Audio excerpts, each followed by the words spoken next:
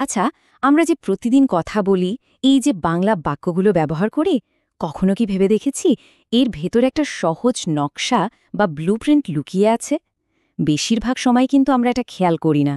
তো চলুন আজ সেই গোপন নকশাটাকেই খুঁজে বের করা যাক। তো প্রশ্নটা হলো, একটা সাধারণ বাক্যের ভেতরে ঠিক কী এমন ব্লুপ্রিন্ট লুকিয়ে থাকতে পারে?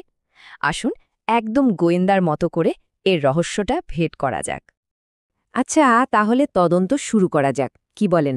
আমাদের হাতে প্রথম সূত্রটা হলো খুব খুব পরিচিত একটা বাক্য, আই ইট অ্যান অ্যাপেল, বা যদি বাংলায় বলি আমি একটি আপেল খাই। দেখতে একদম সহজ সরল, তাই না?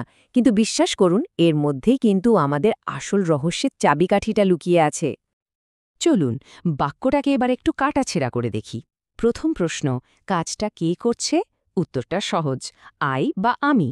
ইংরেজিতে যাকে বলে সাবজেক্ট, বাংলাতে আমরা বলি কর্তা। মানে যে কাজটা করছে সেই হলো কর্তা। আচ্ছা, কর্তা তো পেলাম। এখন প্রশ্ন হলো, কর্তা কি করছেন? তিনি ইট করছেন, মানে খাচ্ছেন।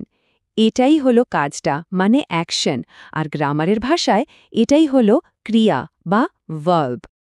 বেশ, কর্তা কাজ করছে, ক্রিয়াও পেলাম। কিন্তু এই কাজটা কার ওপর হচ্ছে? মানে খাওয়ার কাজটা কিসের ওপর হচ্ছে? অ্যাপেলের ওপর। ঠিক ধরেছেন, এই অ্যান অ্যাপেল বা একটি আপেল হল অবজেক্ট। সোজা কথায়, কর্তা যা করে তার ফলটা যে গ্রহণ করে সেই অবজেক্ট। তাহলে দেখুন, আমরা তিনটা জিনিস পেলাম, কর্তা, ক্রিয়া আর অবজেক্ট। এখন ভাবার বিষয় হল, এই তিনটা অংশ মিলে কি কোনো নির্দিষ্ট প্যাটার্ন বা ফর্মুলা তৈরি হচ্ছে? চলুন তো দেখি বিষয়টা কি দাঁড়ায়। আর এই তো পেয়ে গেছি আমাদের সেই গোপন ব্লুপ্রিন্ট। প্রথমে আসছে সাবজেক্ট বা কর্তা, তারপর ভার্ব বা ক্রিয়া, আর শেষে অবজেক্ট। এই যে সাবজেক্ট ভার্ব অবজেক্ট, সংক্ষেপে SVO, এটাই হলো অ্যাক্টিভ ভয়েসের একেবারে মূল ভিত্তি। কিন্তু একটা প্রশ্ন কিন্তু থেকেই যায়, এই যে ফর্মুলাটা আমরা পেলাম, এটা কি সব জায়গায় কাজ করবে, নাকি এটা শুধু এই একটা বাক্যের জন্যই সত্যি? আমাদের এই আবিষ্কারটা ঠিক কিনা সেটা প্রমাণ করতে হলে তো আরেকটা পরীক্ষা করতেই হয়, তাই না? আচ্ছা, পরীক্ষার জন্য আমাদের নতুন বাক্যটা হলো শি রাইটস আ লেটার। বাংলায় বললে সে একটি চিঠি লেখে। দেখা যাক এখানে আমাদের ফর্মুলাটা কাজ করে কি না। এবার একটু খেয়াল করে দেখুন, কি মজার ব্যাপার, তাই না? আমাদের সেই SVO ফর্মুলাটা এখানেও কিন্তু একদম পারফেক্টলি মিলে যাচ্ছে। দেখুন, শি বা সে হলো কর্তা, যে কাজটা করছে। রাইটস বা লেখে হলো ক্রিয়া, মানে কাজটা। আর আ লেটার বা একটি চিঠি হলো অবজেক্ট, যার ওপর কাজটা হচ্ছে। তার মানে আবারও সেই একই প্যাটার্ন, সাবজেক্ট ভার্ব অবজেক্ট। আর যেহেতু এই প্যাটার্নটা আমরা বারবার পাচ্ছি, এটাই আমাদের অ্যাক্টিভ ভয়েসের সবথেকে গুরুত্বপূর্ণ নিয়মটার দিকে নিয়ে যাচ্ছে। বলতে পারেন এটাই হলো এর গোল্ডেন রুল। তাহলে অ্যাক্টিভ ভয়েসের মূল কথাটা কি?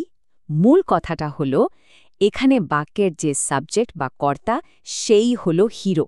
সে নিজের ড্রাইভিং সিটে বসে থাকে এবং সরাসরি কাজটা করে। মানে পুরো অ্যাকশনের নিয়ন্ত্রণ থাকে কর্তার হাতে। আচ্ছা, তাহলে আজকের আলোচনা থেকে আমরা কি শিখলাম সেটা যদি এক ঝলকে দেখে নিই। প্রথমত, বাংলা অ্যাক্টিভ ভয়েস একটা খুব সহজ ব্লুপ্রিন্ট মেনে চলে, subject plus verb plus object. দ্বিতীয়ত, সাবজেক্ট হলো সেই যে কাজটা করে, মানে ডুয়ার। তৃতীয়ত, অবজেক্ট হলো সেই যার ওপর কাজটা করা হয়, মানে রিসিভার। আর সবচেয়ে গুরুত্বপূর্ণ কথাটা হলো, এখানে সাবজেক্ট বা কর্তায় সবসময় ইনচার্জে থাকে। এখন তো আমরা জেনে গেলাম যে কর্তা যখন চালকের আসনে থাকে তখন কি হয়।